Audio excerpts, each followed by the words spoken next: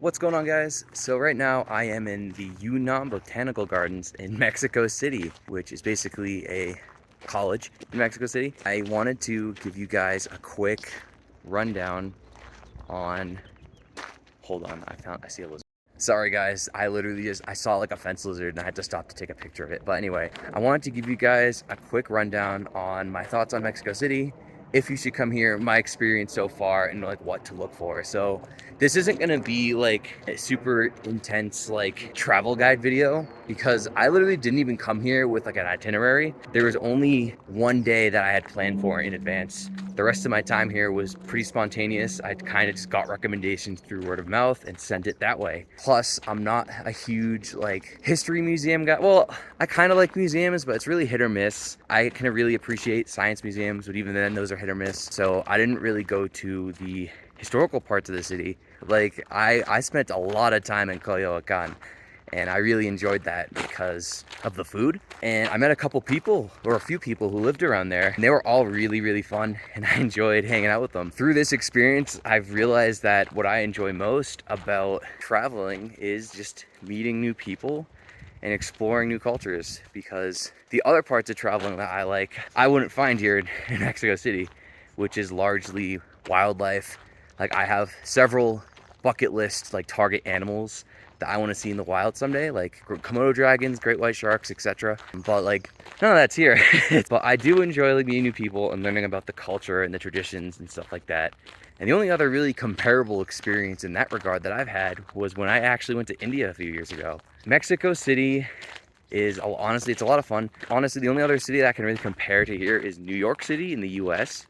Only everything here is in Spanish, obviously, and not as many people speak English, which, I mean, I don't think I should feel surprised about that, but I still kind of am. But I guess it is what it is. But yeah, honestly, like Mexico City is a lot of fun.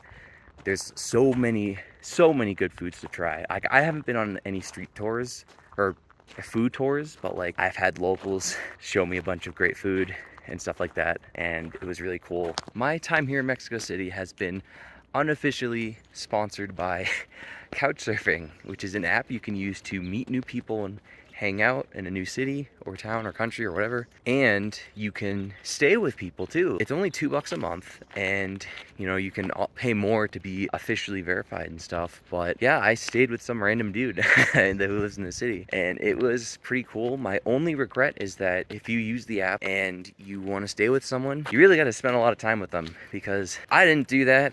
And it wasn't intentional, because like I said, I came here and I was just doing things spontaneously. But like I was only able to hang out with my host like once. I wanted to hang out with him this morning too, but things came up and the timing just didn't work out. But I highly recommend it, because the people that I didn't live with, that I just met and hung out with, I met through the app, and they were all really awesome, really cool, and showed me so many like culturally authentic things. Like recommended me food. One of them like brought me on a little mini street tour and like paid for my meals and everything, and I felt bad, but like I was touched, and it was really awesome. And I hope to stay in touch with the people I met so far. If you're looking to meet new people, I highly recommend solo traveling. But if you speak Spanish, or you're learning Spanish, or you want to speak Spanish, come to Mexico City, like, and just mingle with everyone around, because everyone's just really cool and nice. What would I do differently next time I come to Mexico City? I would definitely stay here longer. I would stay here for 2 weeks or more to really like soak everything in and just try to experience as much as I can. I didn't really do as much planning as I should have. I wanted to hike a couple mountains, one of which La Malinche and Nevado de Toluca, but I hiked neither of them, and it was okay. I went into the national park Desierto de los Lunes and hiked there, and that was honestly really fun, because I hiked with a couple people who had never hiked before. Yeah, other than that, I didn't really have anything solid planned, and I should have probably planned more. But honestly, that was part of the fun of just being here, is just being spontaneous and just be like, oh, this is kind of cool. Oh, I'll just walk around random neighborhoods, try food from different street carts and stuff like that. But definitely more time definitely more planning, definitely more hiking. I would love to just do like a mini like backpacking thing and just like bounce between mountains and stuff outside of Mexico City. And I would also try to stay like more outside the city as well, because like I said already, I'm not really as much of a museum history kind of guy unless it's like, I don't know, really mainstream. But yeah, Mexico City has a lot to offer. I highly recommend it. I also want to emphasize that it is very safe.